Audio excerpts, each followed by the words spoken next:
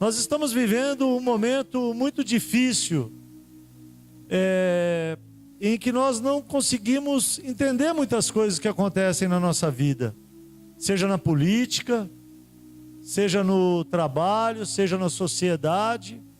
E nós estamos vendo muitas pessoas perderem, a sua própria vida, porque elas não estão encontrando a paz necessária na palavra de Deus que elas precisam para viver.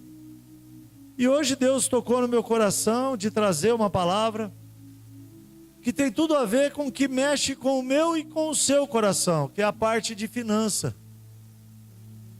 Essa é uma parte que nós dificilmente abrimos para Deus operar na nossa vida. Nós trazemos diante de Deus no altar as nossas dores, nós trazemos diante de Deus no altar as nossas dificuldades, na parte familiar, na parte do emprego, na parte do relacionamento, em tudo que a gente quer. Agora, quando Deus quer falar conosco sobre finanças, nós deixamos isso numa área bem escura do nosso coração e nós não deixamos Deus operar nessa área. E a partir daí, nós começamos a encontrar muitas dificuldades.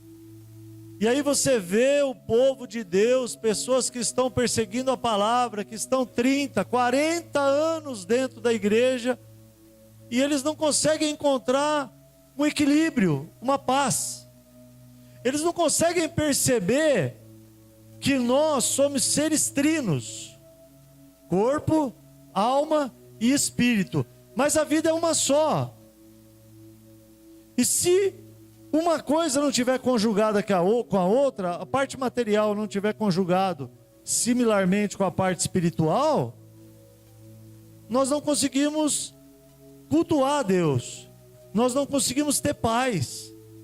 E aonde o crente sofre muito, porque ao invés de ele ser sal da terra e luz do mundo, ele começa a virar a figura de vergonha. Comete coisas que não tem que cometer, comete pecados que não tem que cometer. Por quê? Porque não presta atenção, não deixa Deus, o Espírito Santo, operar na sua vida nessa área de finanças. E eu vim trazer aqui para vocês hoje alguns princípios divinos que a Bíblia nos norteia, para que nós possamos encontrar esse equilíbrio. Porque o que deveria ser o motivo que diferencia o cristão do povo que não conhece Jesus, seria o trato do dinheiro também. O jeito que o cristão tem que tratar o dinheiro é diferente do jeito que o mundo trata o dinheiro. E nós precisamos ser sensíveis a isso. Nós precisamos aprender. Quando nós conhecemos Jesus e a partir daí nós vamos ter contato com a Bíblia, os ensinamentos que nós temos, que nós recebemos e aprendemos por herança através dos nossos pais, por educação na escola ou socialmente no relacionamento do mundo, nós temos que entender que isso tem que ser refutado. Todo conhecimento tem que ser refutado a partir do momento que a palavra de Deus entra na nossa vida. E essa parte de finanças a gente bloqueia. Deus, aqui não, Deus, aqui eu sei. Aqui eu entendo. Aqui o Senhor pode deixar que eu sei. Eu sei a hora que eu tenho que fazer, eu sei a hora que eu não tenho que fazer. E é uma falha muito grande. O povo de Deus anda tropeçando quando se detém com esse lado, que é o lado financeiro. E eu queria que vocês abrissem a palavra. Eu vou dar uma introdução. Vou procurar não me alongar muito, porque eu sei que dia de semana é um dia que a gente tem que louvar, cultuar e também está preparado para outro dia. Glória a Deus. Eu quero que vocês abrem em 1 Timóteo, no capítulo 6 de 1 Timóteo. Nós vamos falar bastante textos da Bíblia, mas nós vamos dar ênfase primeiro nesse texto de 1 Timóteo, capítulo 6, nós vamos ler dos versículos 9 e 10, de 1 Timóteo, capítulo 6. Palavra de Deus, que vem do trono, que vem de Deus, que vem para o nosso coração, para que nós possamos dar uma introdução em princípios divinos da finança. Amém? Eu vou ler na versão da Bíblia que eu trouxe. Pode ser que a Bíblia de vocês tenha alguma outra versão, mas o Espírito Santo vai guiar cada um de nós aqui a entendimento, e eu também vou tentar ser usado o máximo para que eu possa esclarecer. Mas os que querem ser ricos caem em tentação, e em laço, e em muitas concupiscências loucas e nocivas, que submergem os homens na perdição e ruína. Porque o amor do dinheiro é a raiz de toda a espécie de males. E nessa cobiça, alguns se desviaram da fé. Amém? Irmãos, esse versículo bíblico já vai nos remeter ao primeiro princípio, que é o fundamento, princípio que é raiz, princípio que quer dizer regras essenciais, divino para as finanças, que é o princípio do senhorio. Nós crentes precisamos entender quem que é o senhor do dinheiro. Nós somos o senhor do dinheiro ou o dinheiro que comanda a gente? É uma confusão muito grande quando você se desatenta desses versículos de 1 Timóteo 6, de 9 a 10. Porque nós nos confundimos muito quando a gente quer ser rico. E aqui Deus está falando para a gente, toma cuidado. Toma cuidado, porque você quer um dinheiro e esse dinheiro pode ser a sua ruína. Mas Deus diz aqui que o dinheiro não é bom? Não, Deus não diz que o dinheiro não seja bom. Deus diz que o amor ao dinheiro é que é ruim. Deus nos quer satisfeitos, tanto na palavra quanto na parte material. Mas a partir do momento em que essa balança começa a perder o seu equilíbrio, porque nós conseguimos só olhar o dinheiro, aí Deus diz, para por aí. E aqui começa o princípio do senhorio. Nós precisamos estabelecer na nossa vida quem é dono de quem. E nós vemos muitas pessoas sofrerem esse problema. Nós vemos muitas pessoas que começam a trabalhar, começam a ganhar dinheiro, e aquela dor de cabeça que existia quando não tinha dinheiro, começa a existir com o dinheiro.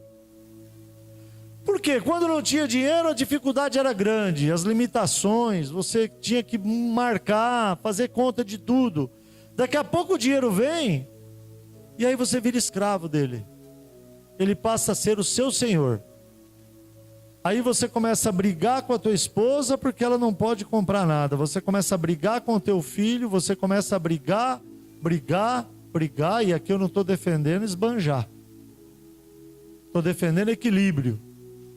Porque do mesmo jeito que existe o equilíbrio para ser organizado, existe também o equilíbrio para também usufruir do que Deus te dá. Nós temos que buscar esse equilíbrio. E quando a gente perde essa noção do senhorio, é perigoso. Nós vemos em Lucas 12, de 16 a 21, a parábola do rico insensato. Eu vou até ler aqui, vamos até ler.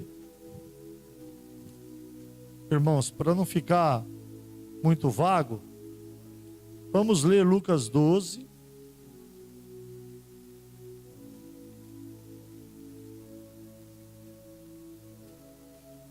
De 16 a 21.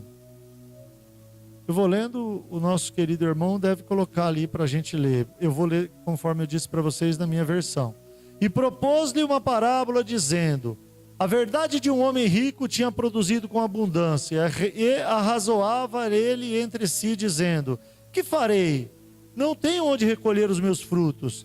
E disse: farei isto, derribarei os meus celeiros e edificarei outros maiores, e ali recolherei todas as minhas novidades e os meus bens. E direi à minha alma: alma, tens em depósito muitos bens, para muitos anos. Descansa, come, bebe e folga. Mas Deus lhe disse: louco, veja bem, Deus lhe disse: louco, esta noite te pedirão a tua alma. E o que tens preparado, para quem será? Assim é aquele que para si ajunta tesouros e não é rico para com Deus. Essa parábola é a parábola de um homem que começa a enriquecer e entra no caminho que eu disse para vocês. O dinheiro entra na vida dele e o que Deus fala? Para de ser louco, o dinheiro está te consumindo. Você tem que juntar tesouros no céu, você não tem que juntar tesouros aqui na terra. Alguém vai chegar e vai pedir tua alma: o que você tem para ela? O que você guardou? O que você fez? Né? Em Lucas 16:13, nós lemos também que nós não devemos servir a Mamon, porque não tem como servir a dois senhores. E essa é a confusão quando o cristão começa a ter dinheiro. Ele para de dizimar, ele para de ter contato com Deus, e aí?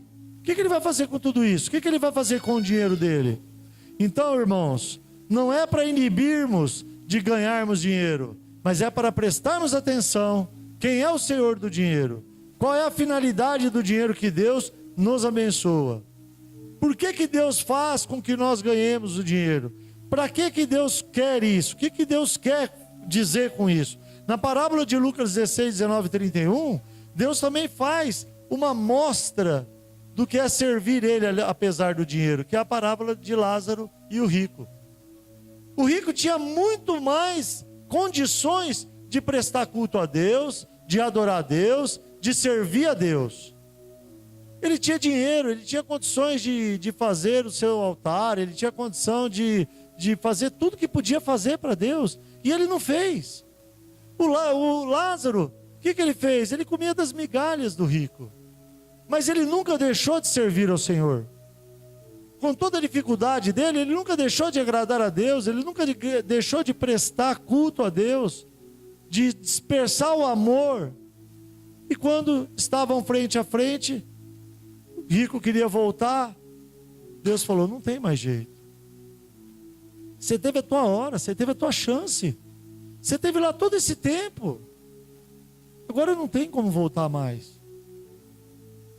Então, irmãos, nós precisamos entender que quando Deus nos alerta pelo amor ao dinheiro, Ele quer que nós ganhemos dinheiro, mas Ele quer que nós saibamos como nós vamos fazer, o que nós vamos fazer com o dinheiro que nós ganhamos. 1 João 2, de 15 a 17, nós temos uma orientação para não amarmos o mundo. Olha só, não amarmos o mundo. Essa sociedade está incrédula, e as coisas que há nela faz com que nós nos misturemos e começamos a amar o mundo. E Deus diz: louco, não vai, não, é outra coisa, não vai amar o mundo. Você tem outras coisas, você tem lugar onde ajuntar o teu tesouro.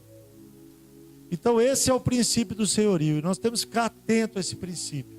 Esse é um princípio muito importante, tanto quanto os outros que eu vou seguir aqui, tá bem? O segundo princípio é o princípio da liberdade. Esse princípio ele se relaciona com a legalidade.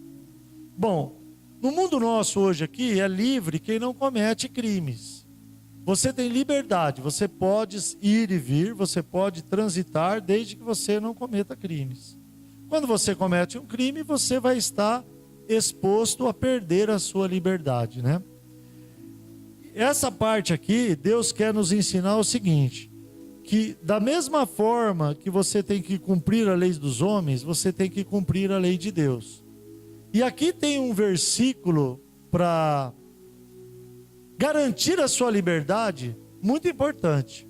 Foi um dos melhores versículos que eu vi na Bíblia até hoje, com todos os grandes versículos maravilhosos, todos para mim são maravilhosos. Mas preste bem atenção em Romanos 13, 8. Romanos 13, 8. Se nós conseguimos colocar no nosso coração Romanos 13, 8, eu garanto que grande parte de suicídio vai deixar de acontecer, grande parte de brigas entre irmãos vai deixar de acontecer, brigas entre familiares vai deixar de acontecer, muitas coisas ruins dentro e fora da igreja vão deixar de acontecer. Romanos 13:8 fala: não devam, olha só, não devam nada a ninguém, a não ser o amor de uns pelos outros, pois aquele que ama seu próximo tem cumprido a lei. Irmãos, esse versículo é fácil de entender, mas é muito difícil de praticar. Não devam nada a ninguém. Se todo cristão entender que ele não deve dever nada a ninguém, materialmente falando, acabou o problema. Irmão não vai brigar com o irmão porque pegou um dinheiro emprestado e não pagou. Mesmo porque a Bíblia fala que não empresta, você dá. Você não tem que emprestar. Você não vai ter problema com o banco. Você não vai ter problema com nenhum tipo de situação em que você vai perder a paz, em que você vai perder o chão dos seus pés. Jesus, certa vez, perguntou para os seus discípulos, perguntaram para Jesus certa vez: é certo pagar imposto a César? Jesus falou: o que tem aí na moeda? A imagem de quem está na moeda? De César. Então dê a César o que é de César e dê a Deus o que é de Deus. Só que nós temos um problema sério quando a gente encontra esse versículo. A César a gente paga. A gente fica devendo, porque se você não pagar a César, ele vai penhorar a tua casa, vai penhorar teu carro, ele vai levar tudo que você tem. Tudo que você acha que é tudo na tua vida. E a Deus? Como é que você faz se você fica devendo a Deus? O pastor Alessandro chegou a tocar aqui no assunto hoje. Como você faz se você fica devendo a Deus? Se César você não pode dever, e a Deus? Pastor, o que Malaquias 3 fala? Roubará o homem a Deus? Como que você vai fazer?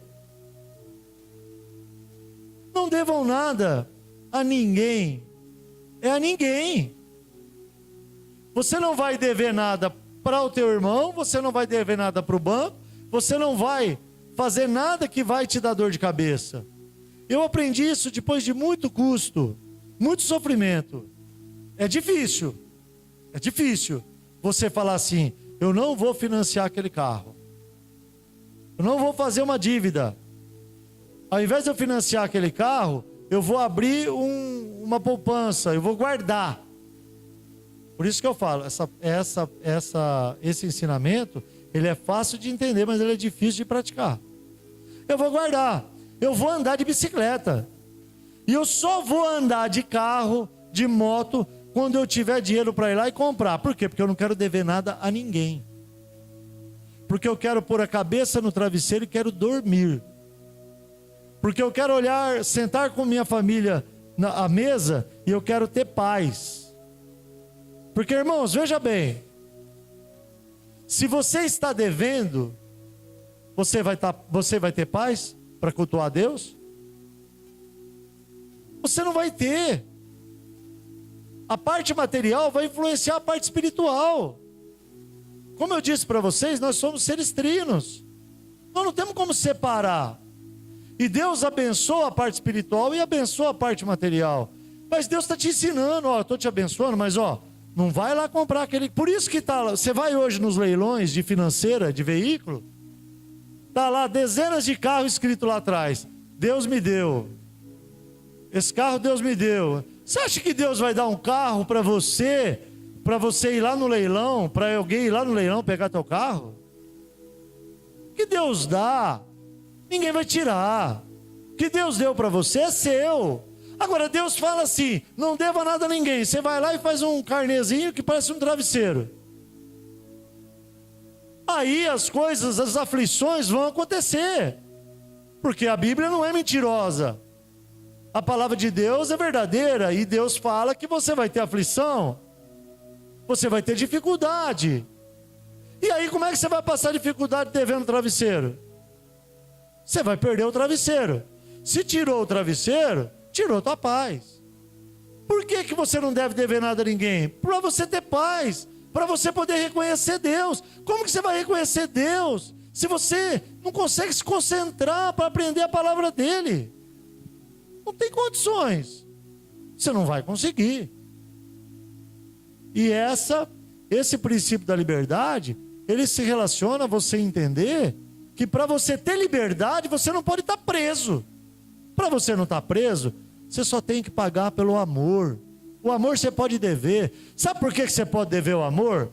Porque ele nos amou primeiro, de uma forma tão grande, que por mais que você amar teu irmão, você ainda vai ficar devendo mais amor. Por mais amor, você ainda vai ficar devendo mais amor. Então, gente, vamos usar essa palavra para guiar a nossa vida. São princípios. Nós usamos se nós quisermos. Eis que estou em sua porta e bato. Se você abrir, eu vou entrar e vou cear contigo. Se você não abrir, meu irmão, sinto muito. Nosso coração tem que estar vazio para o Espírito Santo atuar. Nem nós podemos estar dentro dele. O Espírito Santo quer uma igreja onde ele possa entrar em todos os compartimentos da igreja. Não adianta você receber o Espírito Santo no lugar da tua casa. Você abriu a porta e ele entra na sala. Você tem que abrir o quarto para ele ir no teu quarto. Você tem que abrir o banheiro. Você tem que abrir a cozinha. Você tem que abrir todos os cômodos. E o cômodo da finança é um cômodo. Nós temos que ouvir isso. É palavra de Deus. Ah, mas é um pouquinho apertado o que você está falando. Porque quem que não faz o financiamento de um carro? Eu sei, irmãos. Só que não é para fazer.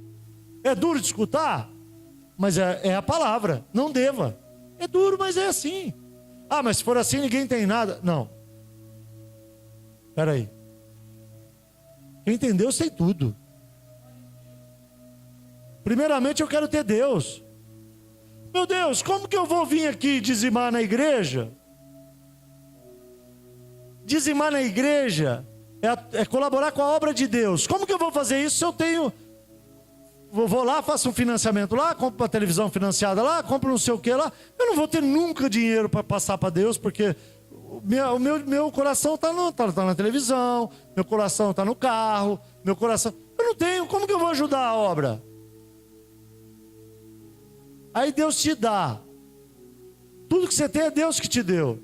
Tua virtude é Deus que te deu. Tua capacidade de ganhar dinheiro é Deus que te deu. Deus te deu tudo. Mas você fala assim, não, Deus, isso aqui é meu. Agora, eu não vou colaborar com nada. E daqui a pouco eu vou passar por um princípio que é mais ou menos por aí, vocês vão entender. Terceiro princípio, da liberalidade. Liberalidade. Ele é o princípio da generosidade. Irmãos, vocês precisam entender uma coisa. Tudo que Deus dá, tudo que Deus coloca, é para o reino deles. É para o reino dele. Deus nunca vai te abençoar porque você precisa ser abençoado só. Deus sempre vai te abençoar para você abençoar outro. O cristão que quando começa a receber bênçãos, guarda para ele, está fazendo contra a vontade de Deus uma atitude egoísta. Uma atitude que deixa Deus muito triste. Pastor, eu tive um amigo meu que foi pregar numa cidade na Bolívia. Cidade pobre.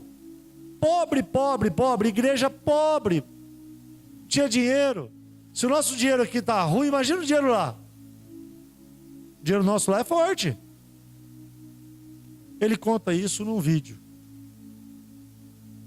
Ele chegou lá e, final de culto, foram dar uma oferta para ele. Pegaram umas moedinhas. Poxa, ele queria colaborar com a igreja. Foram dar uma oferta para ele. Aí ele pegou e falou, não precisa, eu não preciso disso, eu estou aqui com amor para falar a palavra para vocês. O pessoal, o irmão Levi chegou, evangelista, para ele e falou assim, olha, não faça isso com a gente. Não nos puna. Porque se você não deixar nós te abençoarmos, como é que nós vamos ser abençoados? Eu preciso te abençoar. Eles se ofenderam assim, no sentido assim, Não impeça-nos que nós recebamos as bênçãos. Porque se eu não te abençoar, eu não vou receber bênção. Olha só, princípio divino. Não importa se a pessoa que está pregando lá é o pastor presidente hoje da Jerusalém. Não importa se ele é um grande empresário, se ele é um homem de Deus. Não importa. Eles pediram, por favor, deixa eu te abençoar. Porque se eu te abençoo, Deus vai me abençoar. Porque eu preciso abençoar alguém. E é isso que a gente faz no reino, através de dízimo, através de oferta. Nós estamos abençoando, porque nós recebemos essa bênção. É um exemplo que eu guardei para a minha vida. Um exemplo que eu guardei, inclusive era a Assembleia de Deus. Inclusive era a Assembleia de Deus. Era do pastor Luiz Carlos, lá de Araçatuba, que é o nosso professor de teologia. Ele dá aula para a gente lá. Então aconteceu isso com ele. Eu fiquei assim muito emocionado assim, porque eu falei assim, puxa vida, você vê como são as coisas? Outra visão é a visão bíblica, é a visão de Deus. Nós temos que ter sensibilidade para ter esse tipo de contato com Deus e receber. Em 2 Coríntios 8, de 1 a 5, nós temos o apóstolo Paulo falando aos irmãos do Coríntios sobre a liberalidade dos irmãos de Macedônia. Quando os irmãos de Macedônia estavam ajudando a igreja, ele ficou feliz, porque ele sabia que era uma coisa de coração, os irmãos se juntando para colaborar com outra igreja, na igreja primitiva. O fruto de Deus estava sendo compartilhado. Eles estavam abençoando. Isso que é maravilhoso. Quando você vem dar o seu dízimo e dar a sua oferta, ou quando você abençoa um irmão, mesmo fora da igreja, isso tem que ser motivo de alegria para o seu coração. Você está abençoando, você vai receber mais de Deus. Você vai ter muito e muito e muito mais de Deus. A nossa igreja, que eu participo, que eu queria até mandar um abraço para a nossa pastora Cristina Sonsino. Nós estamos sempre lembrando de 2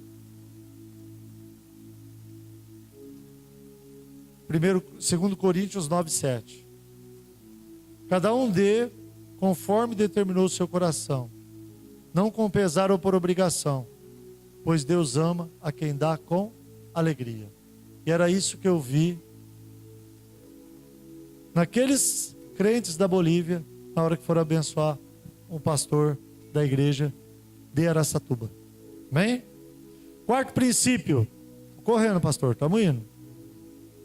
Mordomia. Princípio da mordomia. Esse é um outro princípio também que é fácil de entender, mas difícil de praticar. O que é o mordomo? O mordomo na Bíblia é o administrador dos bens alheios. Oh, meu Deus! Será que um dia a gente vai entender que nós estamos aqui administrando o que é do reino? Será que nós vamos ter coragem de entender isso? É difícil. Minha casa não é minha. Como? Eu trabalhei, eu suei, eu comprei. Não é. Se Deus não te desse saúde, se Deus não te desse habilidade, você não ia ter casa. Isso é colocar Deus acima de todas as coisas. Isso é amar a Deus de todo entendimento, de todo coração. Quem que consegue fazer isso hoje em dia? Muito poucos de nós conseguimos. Muito poucos de nós conseguimos. No meio do capitalismo, principalmente, onde você vive aquela corrida para ganhar bens, aquela corrida para ganhar dinheiro, para fazer patrimônio. Se acaba o dia, ou você entra num carro novo, vai andar todo orgulhoso, vaidoso, porque você comprou. Oh, meu Deus, quem sou eu para comprar alguma coisa, se não for meu Deus, para me capacitar, para me poder ganhar o meu dinheiro para me ter? Não tem condições. E a gente nunca dá valor para Deus. Nunca. A gente ora, Muitas vezes agradece, evangelista. Muitas vezes agradece, mas sem sentido, viu? Muitos não colocam o sentido na oração. Para muitos a oração vira palavras vãs, repetitivas, coisa que Deus não quer, né? Nós temos exemplos aí do nascedor da nossa igreja, que até hoje, né, nós que viemos, né, o movimento protestante que veio da igreja romana, a igreja romana até hoje, com métodos repetitivos. E nós muitas vezes estamos imitando, viu? Orando com métodos repetitivos, apesar de não ser daquela maneira pró-litúrgica, né? Daquela maneira, mas também.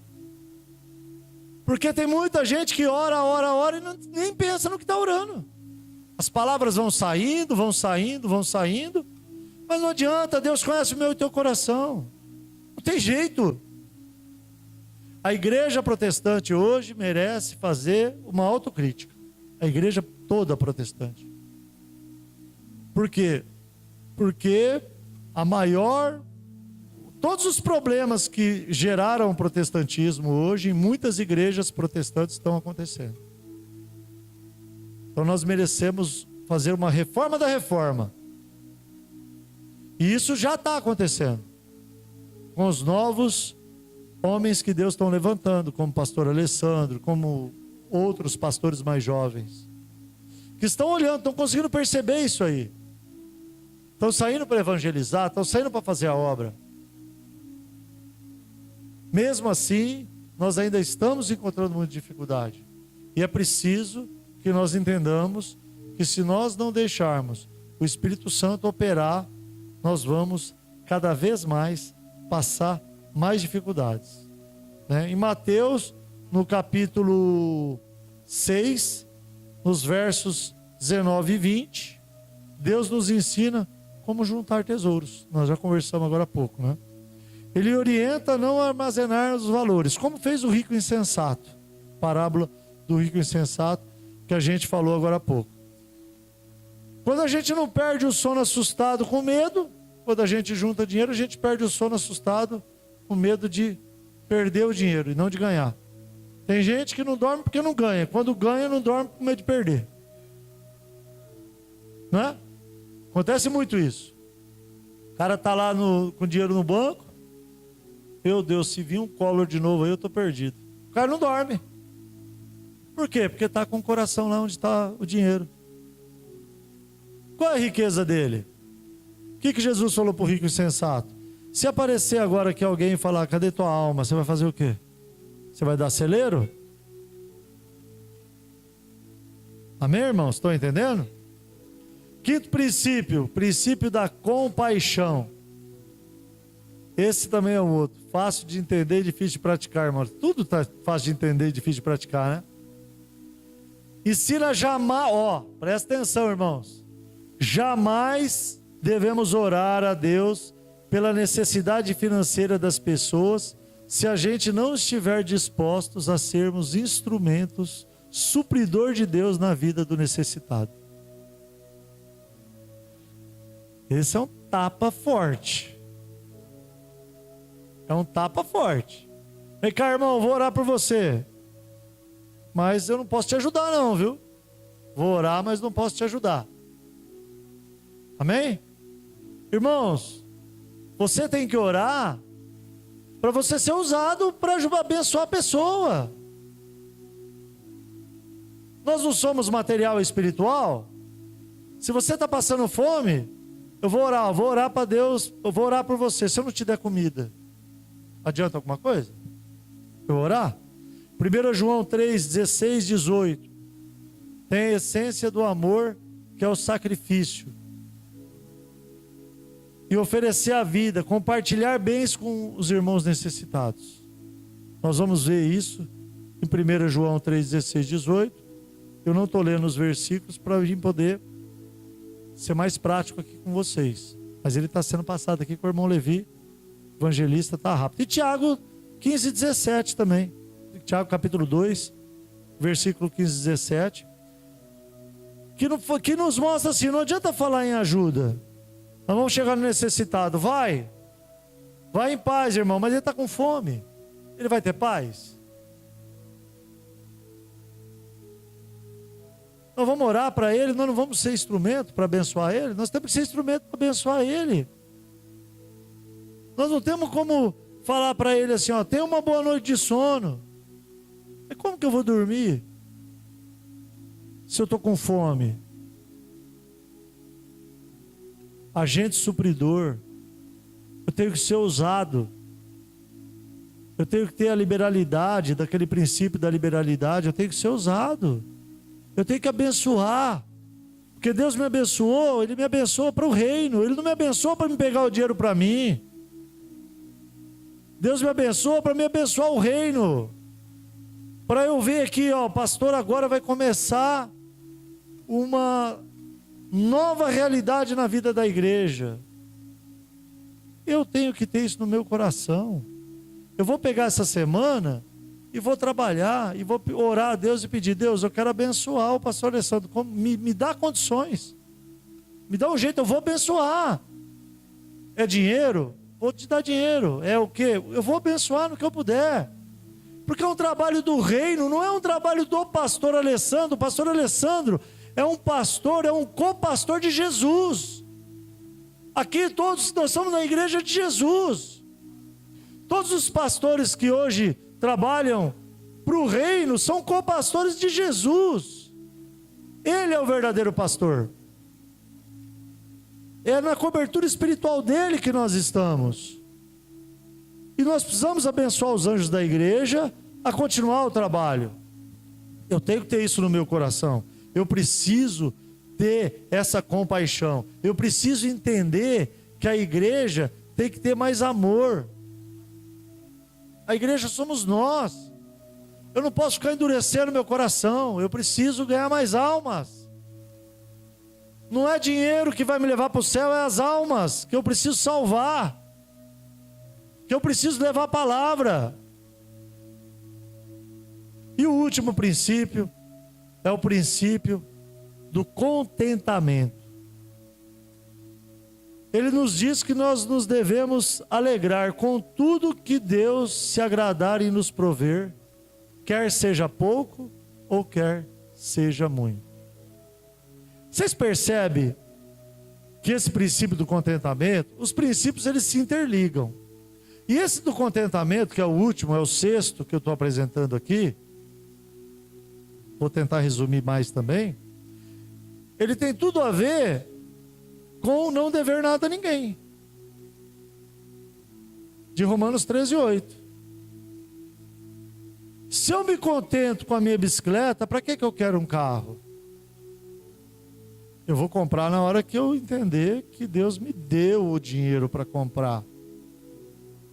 Na hora que eu tiver o dinheiro. Irmão, desculpa. Eu sei que essa palavra aqui ela é complicada, pastor Alessandro, mas é a palavra de Deus. E a gente só sofre porque quer. Pastor Alessandro, eu sei que é difícil. Às vezes os irmãos estão aí ouvindo e estão falando, mas esse irmão nazi é chato, hein? Pô, ele não sabe da minha vida. Eu fui lá e comprei um carro. Eu fui lá e financei um negócio no banco. Eu fui lá e fiz um empréstimo. Eu fui lá e tem uma...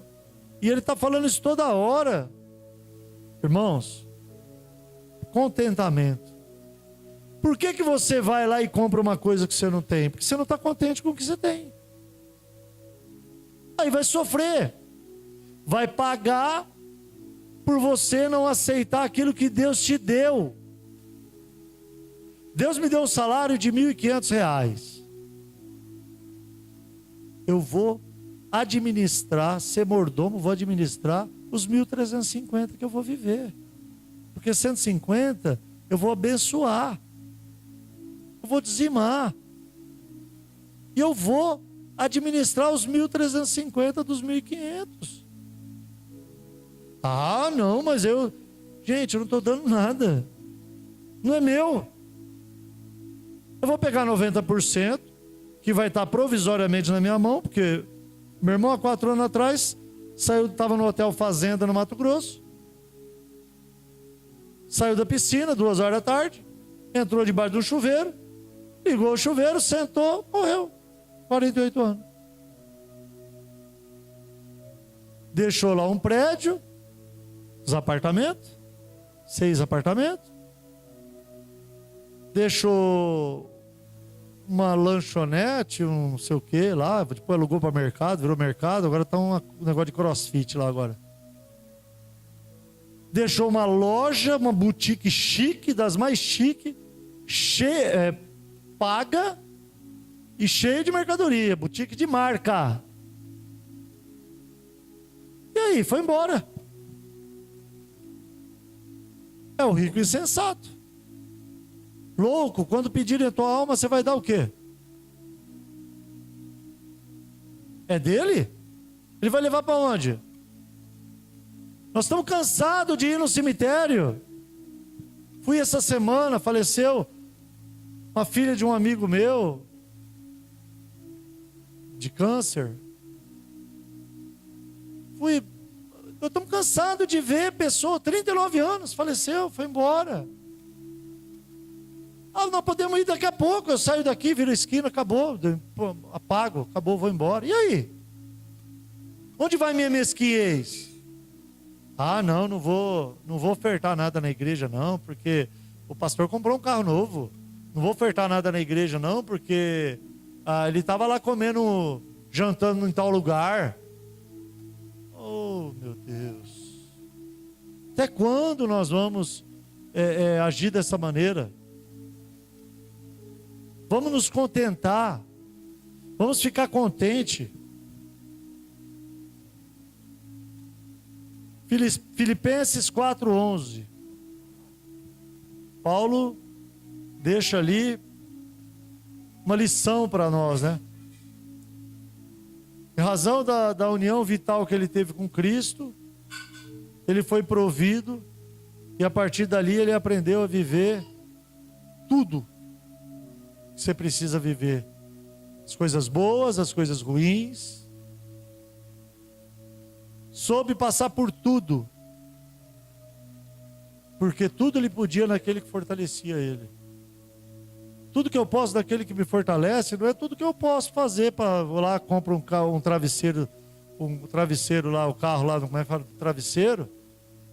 Porque Deus me fortalece. Não é isso que Deus está falando, não. Ele vai te fortalecer na hora boa e na hora ruim. Mas Ele não mandou você fazer travesseiro, não. Não adianta depois você, oh meu Deus, eu estou passando mal, o Senhor não está me ajudando. Não, Deus ajudou, Deus deu a Bíblia, a palavra dele, santa, inerrável, para que você na prática, você possa se corrigir. E eu hoje estou aqui, falando dessa área, e é uma área tão difícil, como eu disse no começo da pregação, nós deixamos o Espírito Santo agir em tudo menos nessa área. O que eu estou fazendo aqui é um alerta que ninguém que está aí gosta de ouvir, eu sei disso. Eu, quando sentei muitas vezes, não gostava de ouvir também, porque eu me achava um economista, me achava um Paulo Guedes, agora é Paulo Guedes, né? Que Deus abençoe os nossos governantes, inclusive, né? Porque nós nos sentimos assim. Vai algum irmão falar assim para você: ô irmão, não compra esse carro não, compra o mais velho. Você é capaz de você bater nele e tirar ele da tua casa. É o que acontece. Não, você... Eu lembro uma vez um irmão, né? Eu dou conselho assim: não compra outro carro, acaba de pagar esse que você está pagando, você passou tanta dificuldade. Não faz outro carnê. Por quê? Porque acaba de pagar. Esses dias nós estamos cuidando dos adolescentes da igreja, eu, minha esposa e a minha irmã. E o menininho começou a trabalhar, pastor Alessandro. 14 anos, começou a trabalhar numa casa de ração, glória a Deus. Menino de Deus. Já está querendo comprar um consórcio de uma moto.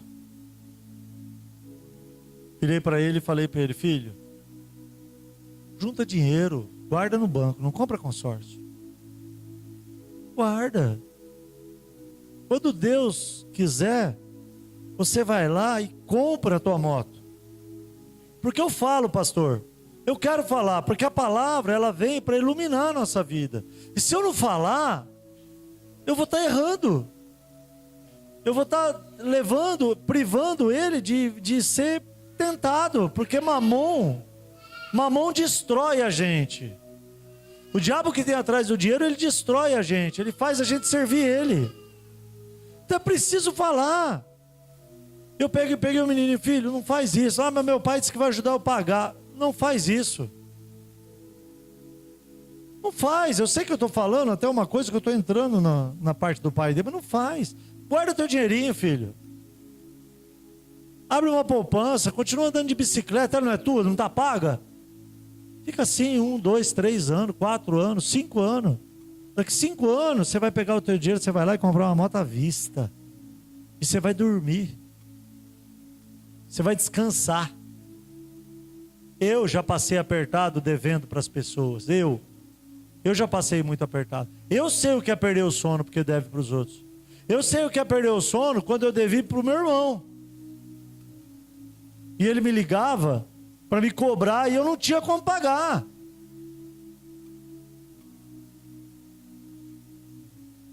Eu falo porque aconteceu isso comigo várias vezes.